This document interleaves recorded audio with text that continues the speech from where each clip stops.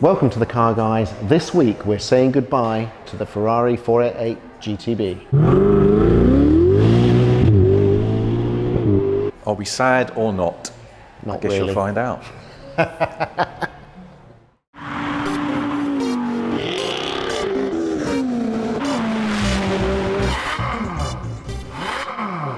This is it, the last journey I will ever take in this car. That's right, this 488 has been sold and it's going off to its new owner.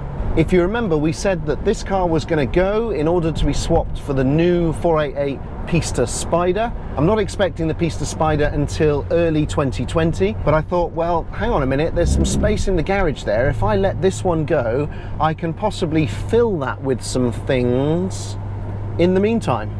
I'm driving through the New Forest, and as this is the last journey that I'll ever do in this car, I thought what I would do is give you my overall summary of what this car has been like to own for the last year, and also talk a bit about the values of 488s and what's been happening in the market. I picked it up last year, and it was always meant to be a stopgap car, so I bought it in order to cement my position for a Pista, which at the time was unnamed, so everyone thought it was going to be called a Monza, everyone thought it was going to be called a GTO. Pista was not the name at that point, but I got this car in order to ensure that I qualified and ensure that I was going to get one of those cars. And obviously since then it's been converted for a Pista Spider, which I still haven't got. So I never really liked buying cars as a stopgap to get into another one, but in this case I thought it would be appropriate because I did want the new car. I have to say, 488 ownership has been sublime. Servicing is free, obviously, as all new Ferraris are, so it's just had its service, didn't cost me a penny. It's a beautiful Rosso Fuoco paintwork which looks completely different in different lights. Sometimes it's bright cherry candy apple red, sometimes it's a dark brooding blood red. It's definitely one of Ferrari's finest colours, and I urge all of you to see it in the flesh if you can.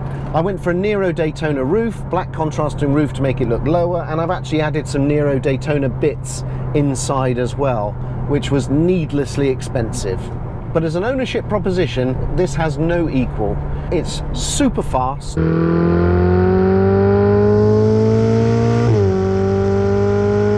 It's very capable.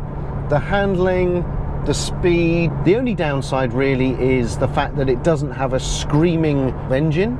The party stops at sort of 7,500, 8,000 revs, and it's got a fairly muted deep tone because of course this is a turbo car. But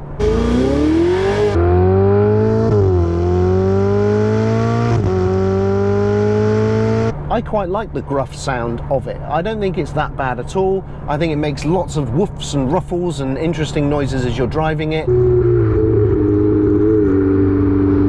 It's got a lot more character than, for example, some of the Porsche turbo cars. In fact, all of the Porsche turbo cars. So as a car, this is about as good as it gets. Or at least it was, until they then announced the F8 Tributo, which of course completely sideswiped the 488, decimating values. But remember that this is still a really superb Ferrari. This car, which is now going to be sold through Meridien Modena in Lyndhurst, is a bit of a bargain. It cost me £270,000 new.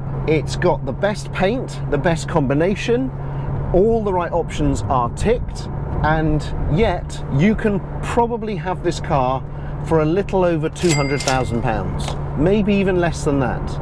And that's after 1 year of ownership and 1,300 miles. So this is a fantastic first Ferrari for you to get into if you really want one of those, a nearly new Ferrari. But what annoys me slightly is the fact that Ferrari's speed of development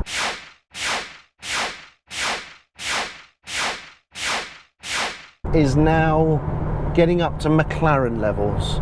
Before, you would get a new Ferrari model and you would be able to enjoy it for at least 5 years. You would get the hardtop, then you would get the Spider, then eventually you would get the hot version. But things have changed now that Ferrari is a part public company. Now things happen more quickly. I had this car 8 months and Ferrari announced a brand new, all singing, all dancing F8 Tributo, which is all this and more. Essentially, it's a mass market Pista. So that's obviously annoyed Pista owners as well, because many of them haven't even got their cars yet. In this case, you've got someone who's bought a 488 in good faith and who was expecting to get a pretty good trade-in value against their Pista, because let's face it, it's done hardly any miles and it's still a very desirable car. The F8 had a catastrophic effect on the value of 488s. They have plummeted. And bear in mind, no F8s have been delivered yet. Before the F8, I could have expected to have got £220,000 for this car in the trade-in. So I would have lost still 50,000 quid, which is a lot. However, now that the F8 came out, and everyone wants that, of course, rather than one of these, values and prices of these on the second-hand market have tumbled, and so now I'm going to be losing north of £70,000. So things didn't really go as planned with this one. If I'd have known that I was going to lose more than £70,000 buying this car, I would have just said, no chance. Ferrari have really shot owners in the feet with this one. They didn't need to announce the F8 Tributo. They had the SF90. They already knew they were going to launch that only a couple of months after the F8. That's good enough. That's a halo enough car to have not affected the values of the 488. But sadly, they didn't. So we've got F8 coming, we've got SF90 coming, we've got convertible 812 coming, and then we've got the LaFerrari replacement coming in 2020. And there may even be more models than that. I'll let you know soon. I mean, I've been invited to the F8 Tributo Spider launch in a month's time. So no one's even had a Tributo yet, hardtop, and yet they're already announcing the Spider. So does that mean all the people with deposits on hardtops are now going to bin those and go for the Spider? In which case, who's buying all the hardtop Tributos? It is too fast, Ferrari. On the one hand, it's great to have new models. On the other, cool your jets a little bit, ease down.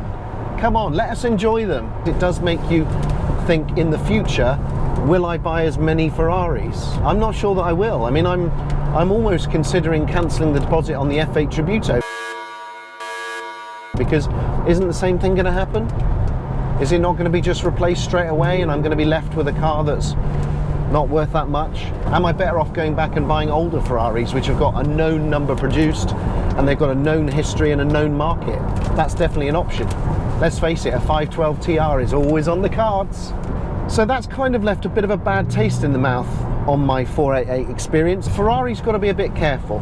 It's got to be careful about how quickly it replaces cars, what effect that's going to have on the used market, and about how the owners are going to feel about that. Because it's always been the case where owners could take a bit of a hit, but they didn't mind too much. Now, we're starting to mind. So that's why I really don't have any problem at all selling this car right now. I think values are going to continue to decline, and so I've got to get out of this as soon as possible, really, and not wait until next year, which is when I planned to sell it.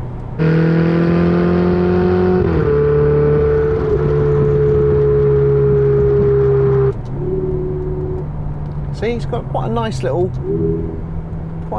ruffle noise it's got on the old exhaust here.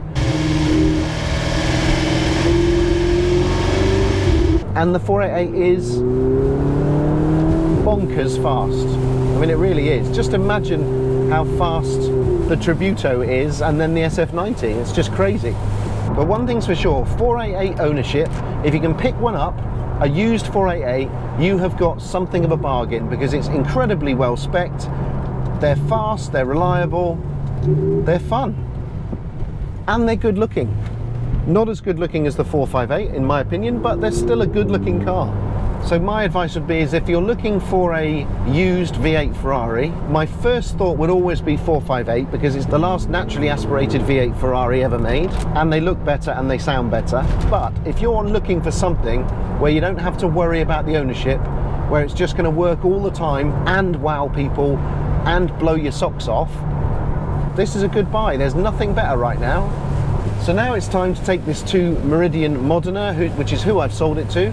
I had some offers from some other garages and they were even lower, and that would have been me taking a massive bath. So obviously I couldn't go with those people, even though they were dealers that I know and respect. But in the end, the official Ferrari dealer, the place where I bought it from, came up with the best deal, and I am at least thankful for that. I'm going to take this car to Meridien Modena, we're going to drop it off. Jason's here as well. He's going to give you his thoughts on the 488. We're going to hand over the keys, and that's goodbye 488. And hello 488 Pista Spider. So here it is, we're at journey's end. The 488 GTB is gone, it's out of the garage, and it's going to be for sale here at Meridien Modena. Jason, we're here at Meridien Modena. I brought the car here. I'm just about to drop off the keys. But what were your thoughts of the 488? I don't think I'm particularly sad to see this car go. It wasn't very exciting or inspirational. It didn't really get the juices flowing. The one good thing about it was the lovely dump valve noise whenever you backed off the throttle. But although a very capable, very fast car, it's just a bit dull for me. I wasn't overly keen on it, and I'm not sad to see it go. It's not as exciting as, for example, this 16M right behind you. No, God no. I mean, No. that's properly, That's look at probably that, good, isn't it? that's proper. So yeah, 488 Gone. out of the garage. To be fair, it was bought for a reason. Yeah, and It that served its purpose. And we've got the new Pista Spider on the way, which obviously is going to prove be it. just an epic car. Going to be an epic, epic car. Yeah. Thanks for watching this episode on the 488 GTB and the fact that it's now gone. Don't forget to subscribe, leave comments, tick the notification bell for when we have another video uploaded, and check us out on Instagram.